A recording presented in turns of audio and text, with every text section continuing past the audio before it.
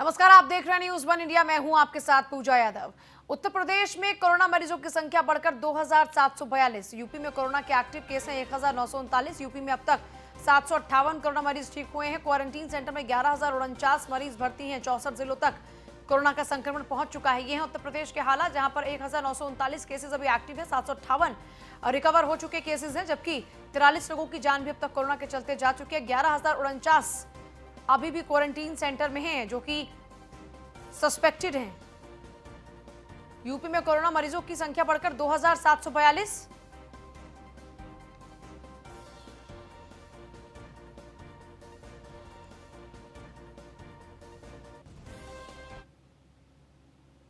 और वहीं यूपीडा करा रहा पूर्वांचल एक्सप्रेस वे का निर्माण। अपर मुख्य सचिव अवनीश अवस्थी हैं मुख्य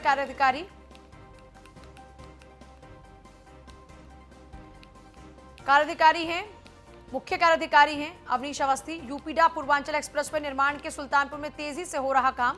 पूर्वांचल एक्सप्रेसवे निर्माण कार्य में पुनः गति आई है। लखनऊ से लेकर गाजीपुर तक बनाया जा रहा एक्सप्रेसवे लगभग 341 किलोमीटर लंबा है। पूर्वांचल एक्सप्रेसवे 42% से ज्यादा निर्माण कार्य पहले हो चुका है। पूरा पूर्वांचल एक्सप्रेसवे के 8 पैकेजेस में निर्माण कार्य तेजी से शुरू हो चुका है। एक्सप्रेसवे के निर्माण कार्य में सोशल डिस्टेंसिंग का पूर्णतया पालन करने के निर्देश। सभी मजदूरों का स्वास्थ्य परीक्षण भी लगातार कराया जा रहा है।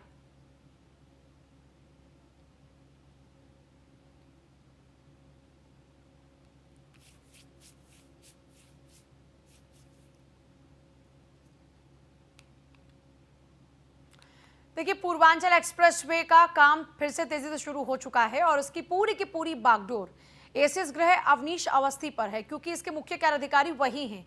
पूर्वांचल एक्सप्रेसवे का पूरा काम वही देख रहे हैं। ऐसे में जहां काम को गति दी जा रही है, तो वहीं दूसरी तरफ नियमों का भी पालन किया जा रहा है। सोशल डिस्टेंसिंग को लेकर सख्त निर्देश दिए गए हैं। पूर्वांचल एक्सप्रेसवे निर्माण कार्य में तेजी आई है। पूर्वांचल एक्सप्रेसवे पर शुरू हुआ निर्माण कार्य आप लगातार देख रहे हैं। 8 पैकेजेस में इसको तैयार किया जाएगा। सोशल डिस्टेंसिंग को फॉलो किया जाएगा और सबसे खास बात यह है कि इसकी पूरी की पूरी जो देखरेख है वो खुद अवनीश अवस्थी कर रहे हैं।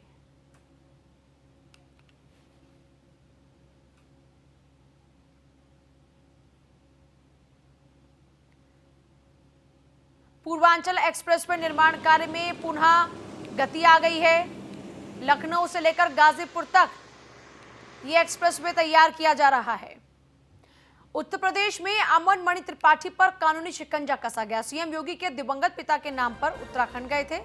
अमन मणि पर यूपी के बिजनौर में एफआईआर दर्ज हुई है। बिजनौर के नजीबाबाद में इंस्पेक्टर ने अमन मणि पर एफआईआर दर्ज की और साथियों पर एफआईआर दर्ज की है। लॉकडाउन का उल्लंघन और एकेडमिक एक्ट में दर्ज हुई है एफआईआर। अमन मणि नहीं दिखा सके लॉकडाउन में घूमने के लिए कोई पास। बिजनौर में अमन मणि और साथियों पर दर्ज हुआ है लॉकडाउन उल्लंघन का केस।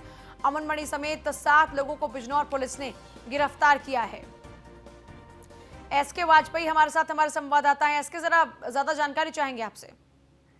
बिल्कुल, जिस तरीके से हम बात करें अमन मणि को लेकर, वो सीएम योगी आदित्यनाथ के पिता के जो क्रियाक्रम होते हैं उसको लेकर उत्तराखंड गए थे। हालांकि उन्होंने इस दौरान ना तो कोई पास प्राप्त किया, ना तो कोई अनुमति उत्तर प्रदेश सरकार की तरफ से थी, जिसके बाद उत्तराखंड में मामला संज्ञान में आने के बाद उत्तराखंड सरकार की तरफ से उनको फिलहाल रोक दिया गया, जिसके बाद वो उत्तर प्रदेश वापस आ रहे थे। तो कहीं ना कहीं इस मामले को यूपी सरकार ने गंभीरता से लिया है, क्योंकि जिस तरीके से पूरे प्रदेश भर में लॉकडाउन है, केंद्र सरकार ने 2 हफ्ते के लिए लॉकडाउन बढ़ा दिया है, बावजूद इसके बिना किसी अनुमति के वो प्रदेश से बाहर गए और वापस प्रदेश में आ रहे थे, जिसके बाद उत्तर प्रदेश सरकार के निर्देश पर बिजनौर पुलिस ने उन पर कार्रवाई कर दी है, जिसमें अमन मणि और साथ ही साथ उनके 7 अन्य साथी हैं, जिन पर एपिडेमिक एक्ट के अलावा आपदा और साथ ही साथ लॉकडाउन तोड़ने संबंधी गंभीर धाराओं में केस दर्ज किया है, जिसके बाद उनको निर्देशित किया गया है कि वो पुलिस के साथ कोऑपरेट करें। तो जो उनके साथ वाहन थे, साथ ही साथ जो 7 अन्य लोग उनके साथी थे, उनको साथ ही साथ अमन मणि को फिलहाल बिजनौर पुलिस ने हिरासत में ले लिया है। तो निश्चित तौर पर जो भी लॉकडाउन तोड़ेगा उसके खिलाफ यूपी सरकार की तरफ से सख्त कार्रवाई होगी, उसका एक संदेश यूपी सरकार ने दे दिया है। तो अब अमन मणि पर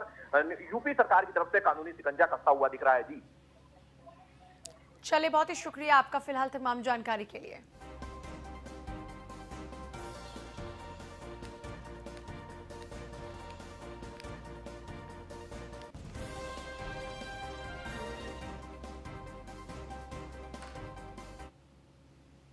खबर है प्रयागराज से, जहां इलाहाबाद हाई कोर्ट को लेकर बड़ी खबर इस वक्त। आपको बता दें 8 मई से इलाहाबाद हाई कोर्ट में शुरू होगा कामकाज। 8 मई से इलाहाबाद हाई कोर्ट और लखनऊ बेंच में सुनवाई होगी। दोनों में ट्रायल के तौर पर 2 शिफ्टों में काम होगा। सुबह 10:30 से 12:30, दोपहर 1:30 से 3:30 तक काम होगा। लॉकडाउन के चलते इलाहाबाद हाई कोर्ट में 18 मार्च से कामकाज बंद है। हाई कोर्ट की प्रशासनिक कमेटी ने हाई कोर्ट खोले जाने का फैसला लिया है।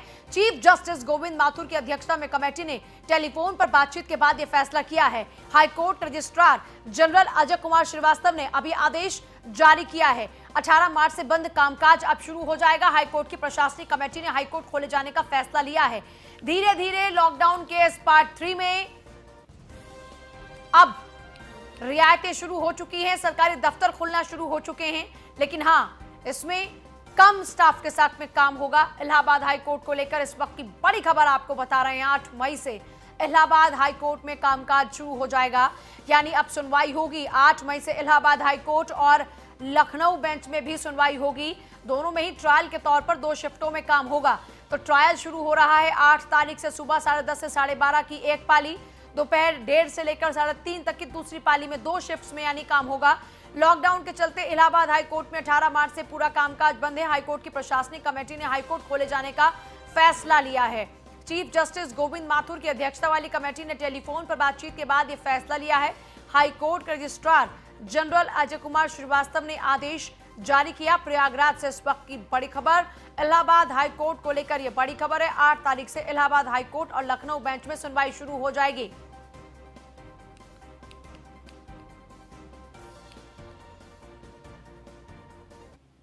सीएम योगी के प्रयास से प्रवासियों के लिए उत्तर प्रदेश वापस आने की राह आसान हुई। सीएम योगी के निर्देश पर वापसी के लिए इच्छुक लोगों के लिए रजिस्ट्रेशन पोर्टल तैयार हुआ है। जनसुनवाई.up.nic.in पर आप जाकर अप्लाई कर सकते हैं। रजिस्ट्रेशन कराने वाले लोगों की वापसी का इंतजाम करेगी सरकार। यह सुविधा कल दोपहर से जनसुनवाई पोर्टल के एंड्रॉइड ऐप पर भी उपलब्ध हो जाएगी। यानी अगर आप कहीं फंसे हैं, आप अपना ऑनलाइन रजिस्ट्रेशन कराइए इस ऐप के जरिए, और उन प्रवासी लोगों को लाने का काम यूपी सरकार करेगी। तो सीएम योगी के प्रयास से प्रवासियों के लिए उत्तर प्रदेश वापस आने की राह वाकई आसान हो चुकी है। ऑनलाइन वेब पोर्टल तैयार किया गया है, एप्लीकेशन है, जनसुनवाई.up.nic.in पर जाकर अप्लाई कर सकते हैं। इसके अलावा एप्लीकेशन डाउनलोड करके आप वहां पर भी प्रयास कर सकते हैं। विक्रम सिंह हमारे साथ हैं, ब्यूरो चीफ। विक्रम, तैयारियां पूरी हो चुकी हैं?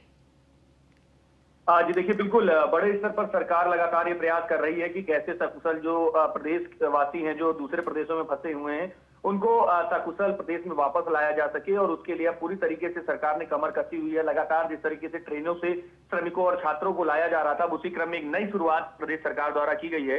जनसुनवाई.up.nic.in का लिंक बनाया गया है, जिस पर कि लोग अपना रजिस्ट्रेशन कर सकते हैं, जिससे उनकी जो एप्लीकेशन है वो सीधे सरकार के पास पहुंचेगी और जो भी नोडल अधिकारी हैं वो उस पर आगे काम कर सकेंगे। इस सुविधा के लिए कल दोपहर से जनसुनवाई पोर्टल के एंड्रॉइड ऐप को भी उपलब्ध कराया जाएगा, जिसको पूरी तरीके से सभी जगह सर्कुलेट किया जाएगा। जिसमें सबसे बड़ी बात ये होगी कि पूरी तरीके से जो लोग दूसरे प्रदेशों में फंसे हुए हैं, जिनके पास कोई कांटेक्ट नहीं है कि किस तरीके से वापस आ सके, या जिनके पास सूचना नहीं पहुंच पा रही है, तो वो अपना सीधे रजिस्ट्रेशन कर सकते हैं। रजिस्ट्रेशन का पूरा डेटा प्रदेश में इकट्ठा किया जाएगा और जो नोडल अधिकारी हैं उनके पास पूरा डेटा भेजा जाएगा, और वो हर एक व्यक्ति से संपर्क करके उनको वापस प्रदेश में लाने की मुहिम चलाएंगे। तो कहा जा सकता है कि प्रदेश सरकार जिस तरीके से लगातार श्रमिकों, छात्रों को और जो प्रदेशवासी हैं जो दूसरे प्रदेशों में फंसे हुए उनको लाने का काम कर रही है, उस तरफ एक बड़ा कदम सरकार ने एक बार फिर से बढ़ाया है। जी चलिए, बहुत ही शुक्रिया आपका तमाम जानकारी के लिए।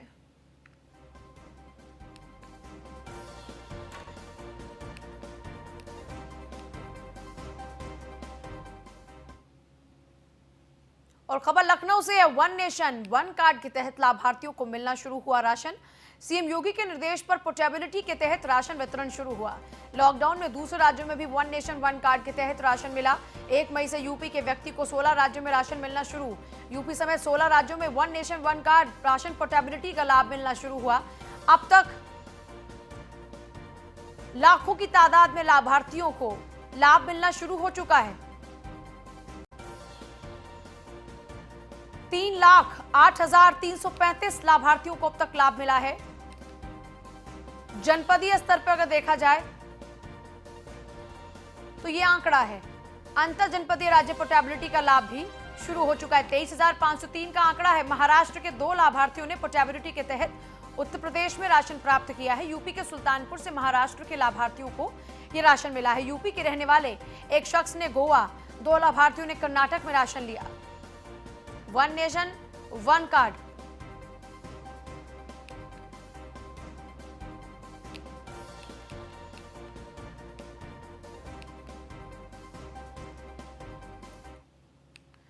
और अगली खबर भी लखनऊ से है। यूपीएसआरटीसी की सभी कर्मचारियों को अप्रैल महीने की वेतन देने की तैयारी पूरी हो चुकी है।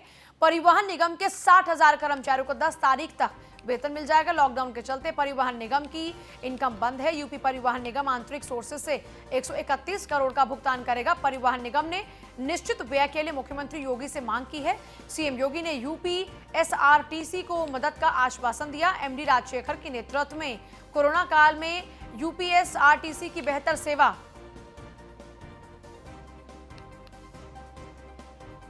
तो यूपीएसआरटीसी को भी अब सरकार की ओर से मदद। एमडी राजशेखर के नेतृत्व में कोरोना काल में यह सहायता की जाएगी और सभी कर्मचारियों को वेतन अप्रैल महीने का दिया जाएगा। 60,000 कर्मचारियों को 10 तारीख तक वेतन मिल जाएगा।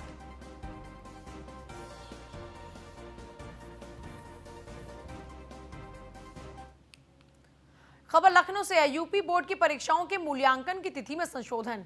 ग्रीन जोन के जिलों में कल से ही कॉपियों का मूल्यांकन शुरू हो जाएगा। ऑरेंज और रेड जोन जिलों में अग्रिम आदेशों तक मूल्यांकन स्थगित है। रेड और ऑरेंज जोन जिलों के लिए अलग से जारी होगा मूल्यांकन आदेश। यूपी बोर्ड की हाई स्कूल और इंटरमीडिएट की परीक्षाओं का मूल्यांकन होना है। 5 से 25 मई के बीच शुरू हो रहा यूपी बोर्ड की कॉपियों का मूल्यांकन।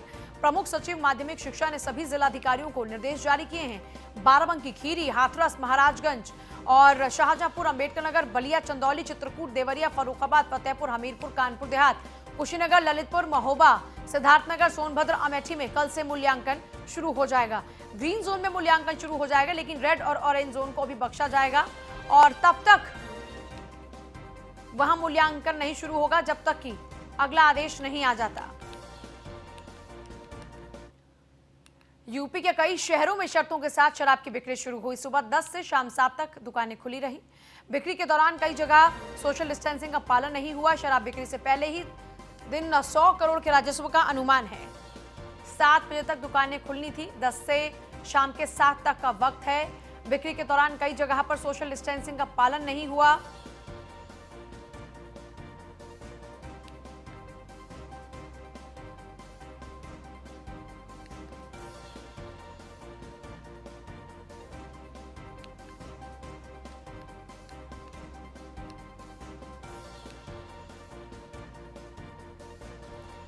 तो देखिए, शराब बिक्री से पहले ही दिन 100 करोड़ के राजस्व का अनुमान है।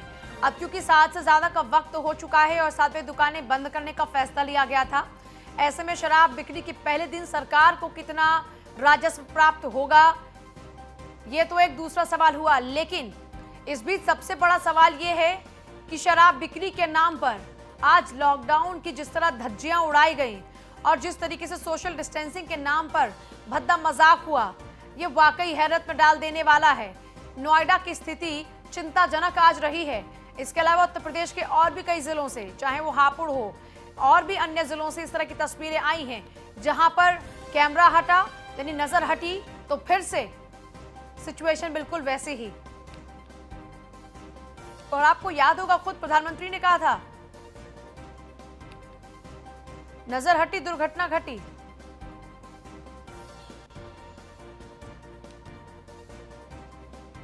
तो देखिए, तस्वीरें आपके सामने हैं। यूपी के कई शहरों में शर्तों के साथ शराब की बिक्री शुरू हुई है, लेकिन यहां लोगों से लॉकडाउन का पालन कराना, सोशल डिस्टेंसिंग का पालन कराना पुलिस के लिए टेढ़ी खीर साबित हो रहा है। ये तस्वीरें जो नोएडा की आप देख रहे हैं फिलहाल में, ये तस्वीरें थोड़ी सुधरी तब जब खुद न्यूज वन इंडिया की टीम यहां पर पहुंची। उससे पहले तक यहां पर भी चारों तरफ सोशल डिस्टेंसिंग की धज्जियां उड़ाई जा रही थी।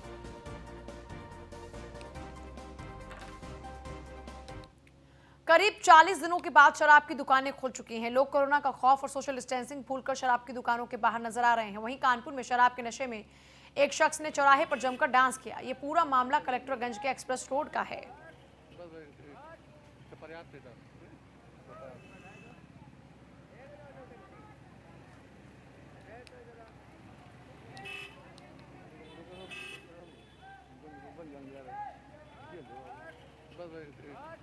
पर्याप्त है सर।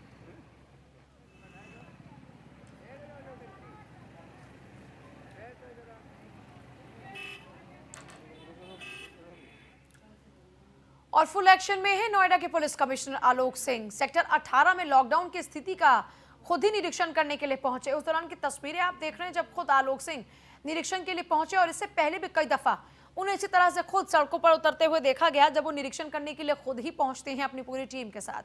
तो ये नोएडा के सेक्टर 18 की तस्वीरें हैं जहां पर खुद आलोक सिंह पहुंचे और पूरे इलाके का निरीक्षण किया।